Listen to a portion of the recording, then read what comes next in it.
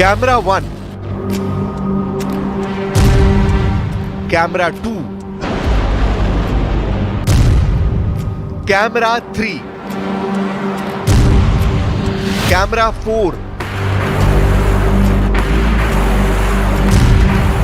Camera 5। Iran हर angle से दिखा रहा है अपनी एयर डिफेंस वाली खतरनाक मिसाइल बावर 373। रेंज 200 किलोमीटर से भी ज्यादा।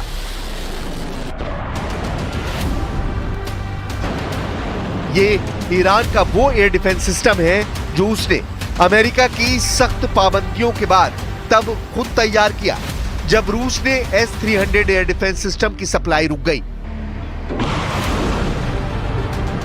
बावर 373 का टारगेट मिसाइल भी है, फाइटर जेट भी है, ड्रोन भी है और ईरान का हर वो दुश्मन है जो उसके परमाणु ठिकानों को टारगेट बनाने की प्लानिंग कर चुका है, चाहे फिर उसमें स्टेल्थ विमानों का इस्तेमाल हो या फिर बैलिस्टिक मिसाइल। ये ईरान का जुल्फिकार युद्ध अभ्यास है जिसमें जंग की रिहर्सल कर ली गई है। ईरान बताना चाहता है कि उस पर अटैक करने वाली कोई प्लानिंग कामयाब नहीं होगी। आखिर क्यों कहा जा रहा है कि अगले 24 घंटे ईरान के लिए बहुत खतरे वाले हो सकते हैं? क्यों ईरान के परमाणु ठिकानों पर इजराइल और अमेरिका की नजर टेढ़ी हो गई है? इजराइल, अमेरिका और यूरोप, यहां की मीडिया रिपोर्ट बता रही है कि ईरान पर अटैक की तैयारी पूरी हो चुकी है। ईरान के परमाणु ठिकानों पर किसी भी वक्त हमला हो सकता है और खामनेई के कमांडर अब किसी भी अटैक को नाकाम करने के लिए पूरी तरह तैयार हैं। The greatest threat against Israel is of course the Iran and its nuclear ambitions and the Iran axis that we've smashed, but we have to take care of this larger threat. Israel से बार-बार आ रही धमकियां Iran को परेशान कर रही हैं। यही वजह है कि 2025 के पहले 2 महीनों में ईरान ने अपनी पूरी ताकत झोंक दी है। जनवरी में इक्तदार और फरवरी में जुल्फिकार। ये दोनों युद्ध अभ्यास इस वक्त ईरान की फायर पावर का सबसे बड़ा शो बन चुके हैं। पहले जनवरी में 4 युद्ध अभ्यास और अब फरवरी में भी ईरान की बंदूक से धुआं निकल रहा है। जनवरी और फरवरी में ईरान की डिफेंस वाली तैयारी बहुत आक्रामक नजर आ रही है। ईरान में रूस के विदेश मंत्री का आना भी बड़ा सिग्नल दे रहा है। यह सिग्नल इमरजेंसी का है। तनाव तेहरान से मॉस्को तक महसूस किया जा रहा है और रूस को भी पता है कि यूक्रेन में युद्ध खत्म करने के बाद अमेरिका का ध्यान अब एक नए वॉर जोन पर हो सकता है। रूस के विदेश मंत्री से मिलकर ईरान के विदेश मंत्री ने साफ कर दिया है कि वो रूस और चीन के संपर्क में है। ما در موضوع هسته‌ای با همکاری و هماهنگی دوستان خودمون در روسیه و چین حرکت خواهیم کرد و مواضع रूस के विदेश मंत्री सरगई लावरोव जब ईरान के राष्ट्रपति मसूद पेजिशकियान से मुलाकात कर रहे थे तब रेगिस्तान में ईरान के एयर डिफेंस सिस्टम लगातार एक्टिव रहे। ईरान बताना चाहता है कि रूस के साथ मिलकर वो किसी भी हालात के लिए खुद को तैयार कर चुका है और उसकी रेंज में इजराइल और अमेरिका का हर अड्डा है। रूस के विदेश मंत्री का ईरान के राष्ट्रपति से मिलना यह बता रहा है कि ईरान में पैनिक लेवल हद पार कर रहा है। इस वक्त ईरान में अमेरिका और इजराइल के हमले का खतरा बहुत ज्यादा है। The greatest threat that Iran poses is that this decrepit regime would achieve nuclear weapons. And we are committed, as President Trump has said many times, and as Secretary Rubio said today, we are committed that Iran never gets nuclear weapons. That is important not only for the security of Israel and the security of America, but I think for the security of the world. Iran में Israel के हमले को लेकर ऐसा खौफ छाया हुआ है जिससे ईरान के सर्वोच्च नेता अली खामनेई और उनके कमांडर बहुत अच्छी तरह वाकिफ हैं। ईरान के चप्पे चप्पे पर इजरायली अटैक के साइलेंट सायरन बज रहे हैं। خصوص مذاکرات هسته‌ای موضع جمهوری اسلامی ایران کاملا روشن هست.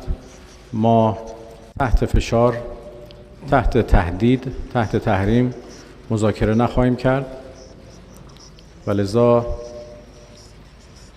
هیچ امکان مذاکره مستقیم بین ما و آمریکا در موضوع هست. ईरान के मिसाइल दिन में भी फायर की जा रही है और रात में भी उन्हें टेस्ट कर लिया गया है। 200 किलोमीटर रेंज वाली बावर 373 एयर डिफेंस सिस्टम को दिखाकर ईरान ने बता दिया है कि वो लंबी दूरी तक दुश्मन का पीछा करेगा और उसे मार गिराएगा, फिर चाहे वो कोई स्टेल्थ विमान ही क्यों ना हो।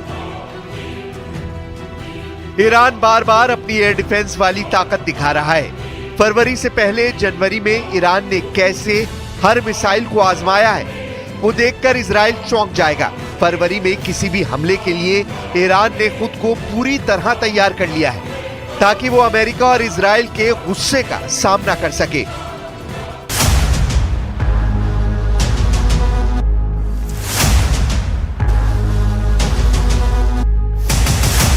युद्ध अभ्यास नंबर 1, युद्ध अभ्यास नंबर 2, युद्ध अभ्यास नंबर 3, युद्ध अभ्यास नंबर 4। आग बहुत ज्यादा है, अंगारे ऐसे हैं जो एक नहीं, दो नहीं, कई वॉर जोन बनकर बहुत से देशों को जला सकते हैं। ईरान ने जनवरी के महीने में 4 युद्ध अभ्यास करके अपनी ताकत दिखाई। सवाल है कि क्या फरवरी के आखिरी दिनों में या फिर अगले 24 घंटों के अंदर ईरान पर हमला होने वाला है? क्या फरवरी 2025 में शुरू होने वाला है इजराइल और ईरान का सबसे बड़ा युद्ध? ईरान ने जनवरी 2025 में ही इतने हथियार जमा कर लिए हैं कि एक बड़े युद्ध को लॉन्च करने वाला हमला किया जा सकता है। ईरान के ड्रोन बेस के इस वीडियो ने इजराइल से लेकर अमेरिका तक हड़कंप मचा दिया है। ईरान क्यों इतना आक्रामक है? गाजा में सीज फायर और सीरिया में जुलानी के कब्जे ने पश्चिम एशिया के अंदर एक महीने में ऐसा क्या बदल दिया है कि ईरान को लग रहा है कि अब उसे एक नए वॉर जोन के लिए तैयार रहना होगा। ईरान को सबसे बड़ा खतरा अपने परमाणु अड्डों को लेकर है। ईरान को खतरा उसकी सबसे बड़ी ताकत मिसाइल बेस को लेकर है। ईरान को खतरा उसकी सबसे बड़ी फोर्स रेवोल्यूशनरी गार्ड्स को लेकर है। ईरान को खतरा उसके तेल के ठिकानों को लेकर भी है जिस पर इजराइल की नजर गड़ी हुई है। ये चारों ताकत इस वक्त अमेरिका और इजराइल के टारगेट पर है।